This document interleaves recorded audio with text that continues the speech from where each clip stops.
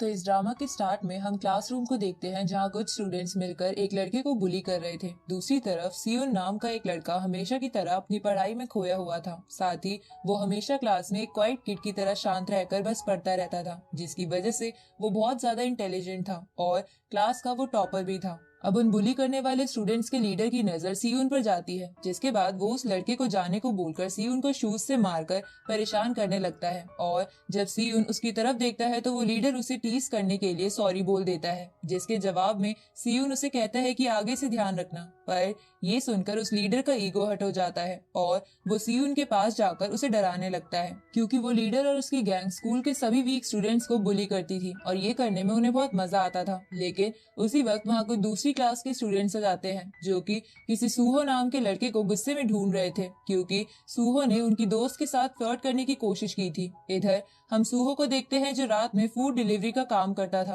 और दिन में क्लास में बस सोता रहता था, क्योंकि वो एक फ्री माइंड वाला लड़का था, इसलिए उसे पढ़ाई की इतनी चिंता नहीं थी। साथ ही सूहो एक प्रोफेशनल फाइटर भी रह चुका था, जिसकी वजह से वो क्लास की हर फिजिकल एक्टिविटी में टॉप पर आता था। अब सूहो जब देखता है कि वो स्टूडेंट्स उसे ही ढूंढ रहे हैं तो सूहो पहले तो उन्हें समझाने की कोशिश करता है कि इसमें उसकी कोई गलती नहीं है, वो लड़की ही उसके पीछे पड़ी थी। पर वो स्टूडेंट्स नहीं मानते और सूहो पर अटैक कर देते हैं। तो सूहो एक प्रोफेशनल फाइटर होने की वजह से एक एक कर उन्हें बहुत बुरे तरीके से पीट देता है, जिसे देखकर क्लास के सभी बुली करने वाले बच्चे सूहो से डर जाते हैं। आगे हम सियोन के फादर को देखते हैं जो कि अपने काम से 2 वीक्स के लिए बाहर जा रहे थे, पर सियोन को इससे कोई भी फर्क नहीं पड़ता, क्योंकि उसके पेरेंट्स कुछ सालों पहले अलग हो गए थे और तभी से सियोन की रेगुलर लाइफ में बस पढ़ाई ही रह गई थी, क्योंकि उसका कोई भी दोस्त नहीं था। इसलिए वो हमेशा बस पढ़ता रहता था, क्योंकि उसके पेरेंट्स चाहते थे कि सियोन हमेशा पढ़ाई में नंबर 1 रहे। पर सियोन हमेशा ही अपनी मॉम को मिस करता रहता था, क्योंकि उसकी मॉम अलग होने की वजह से अब उनके साथ नहीं रहती थी। नेक्स्ट मॉर्निंग हम क्लास के सभी स्टूडेंट्स को रेस करते देखते हैं, क्योंकि आज उनका फिजिकल पीरियड था और इस रेस में सूहो सभी स्टूडेंट्स को पीछे छोड़कर सबसे पहले रेस खत्म कर देता है। पर इधर सियोन फिजिकल एक्टिविटी में बिल्कुल भी अच्छा ना होने की वजह से सबसे पीछे था, जिसको देखकर वही बुली करने वाले लड़के उसका मजाक उड़ाने लगते हैं। पर सूहो को ये सब अच्छा नहीं लगता और वो उनमें से एक लड़के को अपने शूज से मारकर सभी को चुप करा देता है और वो लोग भी सूहो से डरने की वजह से कुछ नहीं कर पाते। अगले दिन उनकी क्लास में एक न्यू स्टूडेंट आता है, जिसको वो बदमाश लड़के और उनका लीडर जिसका नाम यंग बिन था, वो सभी मिलकर उसे परेशान करने लगते हैं, क्योंकि वो नया स्टूडेंट भी फिजिकली वीक था। तभी क्लास में सियोन आ जाता है और वो यंग बिन को उसकी सीट पर से उठने को बोलता है, क्योंकि यंग बिन सियोन की सीट पर बैठकर ही अपनी गैंग के साथ उस नए लड़के को बुली कर रहा था। पर अब सियोन की सीट से हटने वाली बात सुनकर यंग बिन गुस्सा हो जाता है और वो सियोन को भी डराने लगता है। लेकिन सूहो उन सभी को शांत रहने के लिए बोलता है, क्योंकि वो सो रहा था। तो ये सुनकर यंग बिन वहाँ से चला जाता है, क्योंकि वो सूहो से पंगा नहीं लेना चाहता था। आगे हम यंग बिन और उसके दोस्तों को क्लब में देखते हैं, जहाँ वो सियोन को सबक सिखाने के बारे में बातें कर रहे थे। इसलिए वो डिसाइड करते हैं कि वो लोग सियोन को उसके एग्जाम में पास ही नहीं होने देंगे, क्योंकि सियोन को अपनी पढ़ाई से काफी लगाव था। इसके बाद वो लोग किसी नशीली चीज से स्मोकिंग करने लगते हैं। नेक्स्ट मॉर्निंग सभी स्टूडेंट्स का टेस्ट होता है, जहाँ यंग बिन उस नए स्टूडेंट को अकेले में ले जाकर डराते हुए उसे कोई चीज सियोन के ऊपर लगा देने को बोलता है, जिसे वो नया स्टूडेंट ना चाहते हुए भी करने के लिए मान जाता है, क्योंकि उसके पास कोई और चारा नहीं था। इसलिए वो एग्जाम के टाइम उस चीज को सियोन के गर्दन पर लगा देता है, जिसके इफेक्ट से एग्जाम के दौरान सियोन को चक्कर आने लगते हैं, जिसकी वजह से उसे एग्जाम के क्वेश्चन भी साफ साफ नहीं दिख रहे थे। इसलिए वो भागते हुए वॉशरूम में अपने फेस को पानी से धोने के लिए जाता है और जब वो वापस आता है तो वो बहुत गुस्से में था, जिसके कारण उसे आंसर भी अच्छे से याद नहीं आ रहे थे। तभी उसे अपनी गर्दन पर वो चीज मिल जाती है और वो समझ जाता है कि ये किसका काम है। इसलिए सियोन पहली बार अपने ऊपर से कंट्रोल खोकर गुस्से में यंग बिन और उसके साथियों की तरफ बढ़ता है, जहां वो सबसे पहले अपने माइंड में मैथमेटिकल इक्वेशन सोचते हुए यंग बिन के दोस्त में एक पेन घुसा देता है ताकि वो बीच में ना आए। जिसके बाद सियोन एक बुक उठाकर न्यूटन के लॉस को याद करते हुए फोर्स के साथ उस बुक की मदद से यंग बिन को पीटने लगता है, जिसके कारण यंग बिन बेहोश हो जाता है। पर सियोन तो आज यंग बिन को जान से मारना चाहता था, पर तभी सूहो बीच में आकर सियोन को पीछे फेंक देता है। तो सीयुन एक चेयर को उठाकर सूहो पर भी अटैक करता है, क्योंकि उस चीज पर ऐसा ड्रग लगा हुआ था जो अगर किसी को दिया जाए तो वो गुस्से में पागल हो जाता है। अब उसी वक्त वहाँ उनकी टीचर आ जाती है, जिसको देखकर सीयुन शांत हो जाता है। जिसके बाद उसकी टीचर सीयुन को हॉस्पिटल में यंग बिन को सॉरी बोलने के लिए लेकर आती है, पर वहाँ यंग बिन की मॉम सीयुन पर बहुत गुस्सा होने लगती है और वो सीयुन को जुवेनाइल सेंटर भेजने की बात करती है। तो सीयुन यंग बिन के बैग को खोलकर उस ड्रग्स के पैकेट को दिखाते हुए सारी सच्चाई बता देता है, जिसकी वजह से यंग बिन को सीयुन पर बहुत गुस्सा आता है, क्योंकि उसकी मॉम को ड्रग के बारे में कुछ नहीं पता था और अब वो उस पर गुस्सा कर रही थी। नेक्स्ट मॉर्निंग जब सीयुन क्लास में पढ़ाई कर रहा था तो यंग बिन के दोनों दोस्त आकर सीयुन को धमकी देते हुए बोलते हैं कि तुम हमसे क्लास के बाद अकेले में मिलना।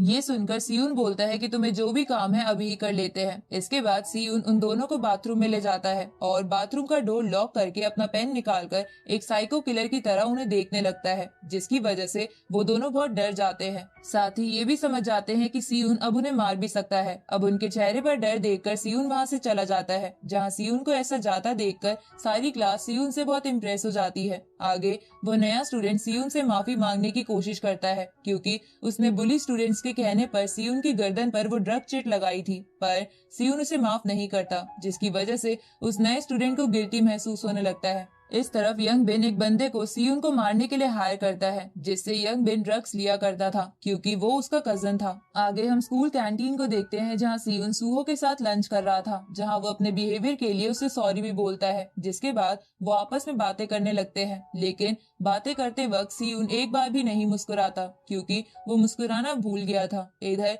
सभी बच्चे इन दोनों को साथ में देखकर हैरान थे, क्योंकि सीयुन पहली बार किसी के साथ बात कर रहा था। इसके बाद सीयुन जब क्लास से बाहर आता है तो यंग बिन और वो बंदा अपने दोस्तों के साथ सीयुन का रास्ता रोक लेते हैं, जिसके बाद वो उसे एक पंच करते हुए उसे अपने साथ कहीं लेकर चले जाते हैं। पर ये सब वो नया स्टूडेंट देख लेता है और सूहो को जाकर सब कुछ बता देता है। साथ ही वो सीयुन की हेल्प करने के लिए भी बोलता है, जिसके लिए सूहो पहले तो नहीं मानता, क्योंकि सीयुन उसका कोई दोस्त नहीं था और उन्होंने बस साथ में लंच किया था। पर जब वो नया लड़का उसे सीयुन की हेल्प के बदले पैसे ऑफर करता है तो सूहो इसके लिए तुरंत ही मान जाता है। जिसके बाद वो दोनों सूहो के स्कूटर पर बैठकर सीयुन को ढूंढने लगते हैं। दूसरी तरफ हम सीयुन को देखते हैं, जिसे वो सभी बंदे एक सुनसान जगह पर लेकर आ गए थे, जहाँ शुरू में तो सीयुन अपनी इक्वेशंस और नॉलेज को इस्तेमाल करके उन सभी को पीटने लगता है, पर थोड़ी ही देर में वो सब मिलकर उस पर भारी पड़ने लगते हैं। पर तभी वहाँ सूहो आकर सीयुन को बचा लेता है। जिसके बाद वो बंदा जिसे यंग बिन ने हायर किया था उसके और सूहो के बीच फाइट होने लगती है, और इसी बीच यंग बिन और उसके दोस्त सीयुन का हाथ तोड़ने की कोशिश करते हैं ताकि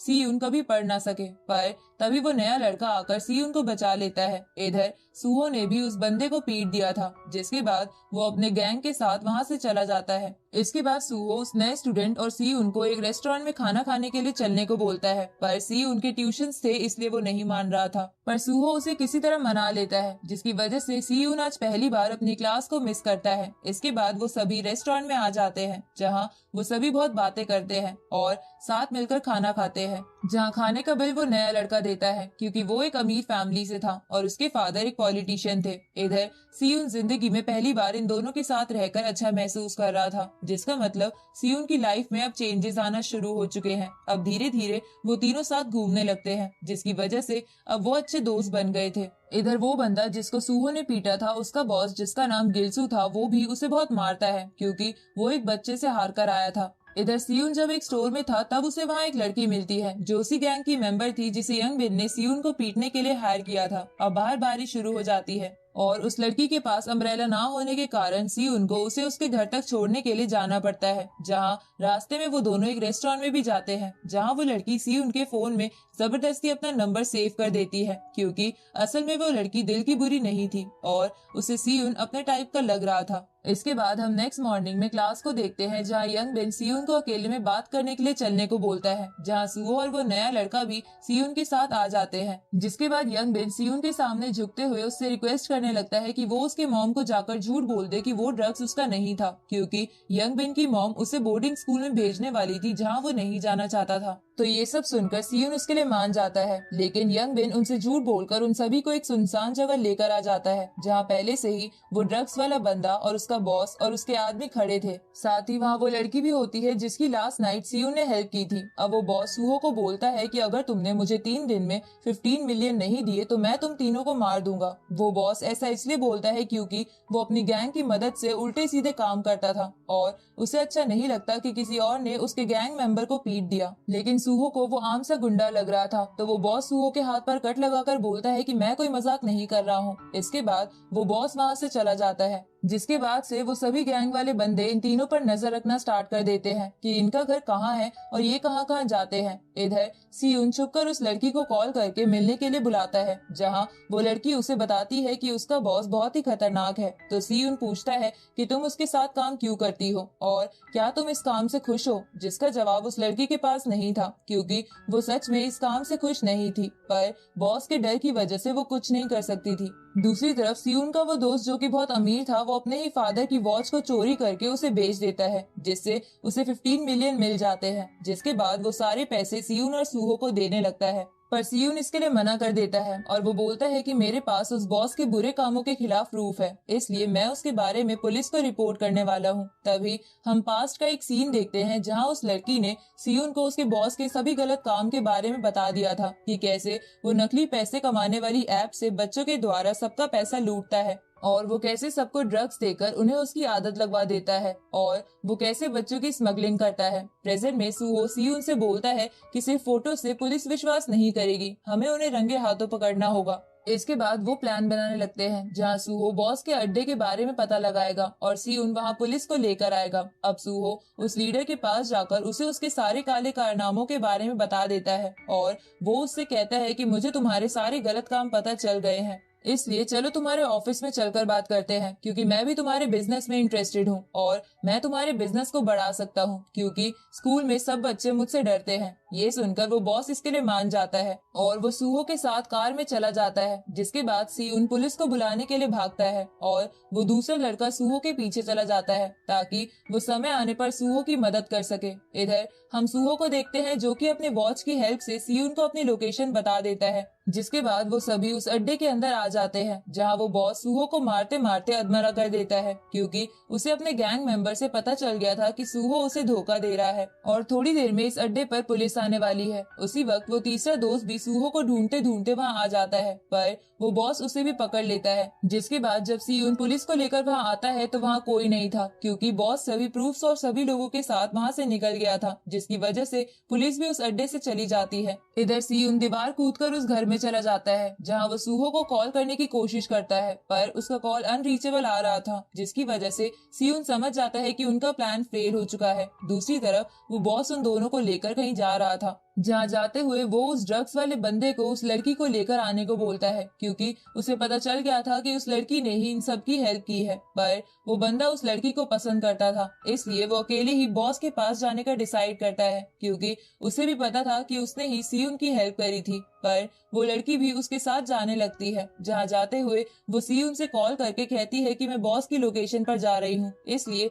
तुम मेरी लोकेशन ट्रेस करके पुलिस को वहाँ ले आना, वरना बॉस हमें मार देगा। इधर सियुन उस लड़की की लोकेशन को ट्रेस करते करते वहाँ आ जाता है और वो पुलिस को भी कॉल करके वहाँ बुला लेता है। दूसरी तरफ वो बॉस उस ड्रग्स वाले बंदे को बहुत मारता है, क्योंकि उसने कहा था कि इस लड़की की जगह मुझे मार लो। इसके बाद वो बॉस सूहो और उसके दोस्त और उस लड़की को जान से मारने के लिए जाने लगता है, पर वो ड्रग वाला बंदा उसे पीछे से आकर रोक लेता है, क्योंकि वो भी अब इस गैंग में रहकर फ्रस्ट्रेट हो गया था, इसलिए वो उस बॉस की गुलामी और नहीं करना चाहता था। इसलिए उन दोनों में फाइट होने लगती है, पर वो ड्रग वाला आदमी पहले से ही इंजर्ड था, जिसकी वजह से वो बॉस उस पर भारी पड़ रहा था। लेकिन उसी वक्त वहाँ सियुन आ जाता है और वो उसे बोलता है कि तुम्हारा खेल खत्म हो चुका है, क्योंकि पुलिस यहाँ आने ही वाली है। तभी वहाँ पुलिस के सायरन भी बजने लगते हैं, तो ये सुनकर वो बॉस और उसके आदमी वहाँ से भाग जाते हैं, पर कुछ ही देर में वो वहाँ वापस आ जाते हैं, क्योंकि वो सायरन पुलिस का नहीं बल्कि सियुन के फोन से बज रहा था और वो फोन उस बॉस को मिल गया था। पर तब तक सियुन ने सूहो और अपने दूसरे दोस्त को भी आजाद करवा लिया था। इसके बाद अब उन दोनों ग्रुप में फाइट स्टार्ट हो जाती है, जहाँ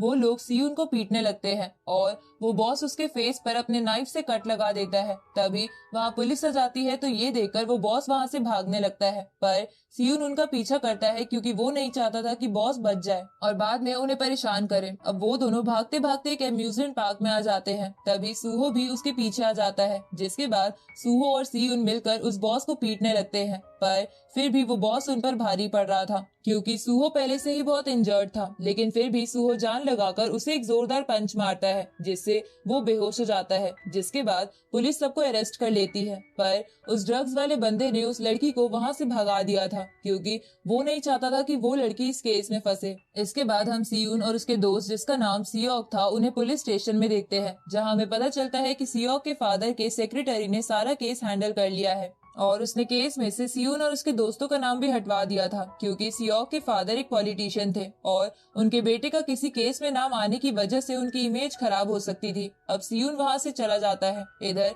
हम सूहो को देखते हैं, जहां वो इंजर्ड होने के कारण हॉस्पिटल में एडमिट था, पर वो लड़की सियोन के साथ सूहो से मिलने आती है और वो वहीं सूहो के साथ हॉस्पिटल में रुकने का डिसाइड करती है। उसी रात सियोन सूहो और उस लड़की के लिए खाना लेकर आता है, जिसे देखकर सूहो हैरान हो जाता है क्योंकि उसने आज तक सियोन को लेट नाइट बाहर निकलते और किसी की ऐसी केयर करते हुए नहीं देखा था। तभी सियोन पहली बार जोर जोर से हंसने लगता है क्योंकि उसने इतने सालों बाद पढ़ाई के अलावा एक एडवेंचर किया था और अब तो उसके दोस्त भी बन गए थे। दूसरी तरफ हम सियोक और उसके फादर को देखते हैं, जहाँ वो